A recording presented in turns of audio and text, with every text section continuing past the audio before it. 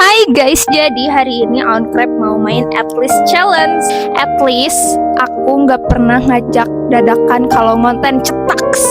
At least kalau konten siap-siapnya gak sampai 2 jam cetak. At least kalau dari konten gue nggak pernah linglung cetak. At least kalau gue ngantor nggak pernah ngerjain job desk lain cetaks. At least kalau ke kantor gak pernah mudian cetak. At At least kalau gue nggak pernah kasbon cetaks. At least kalau disuruh nyekrip itu gak banyak alasan cetak. At least kalau gue ngedit nggak pernah lama cetaks.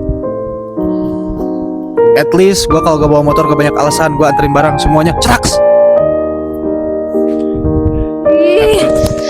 At least gue kalau misalkan mau ke kantor itu selalu tepat waktu cetaks.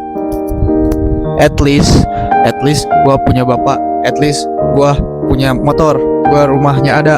At least gue gak pernah mudian, gak pernah berantem sama pacar, gak pernah mudian, gak pernah ribut, cerewet, nyusahin, pendek, hidup, gak jelas.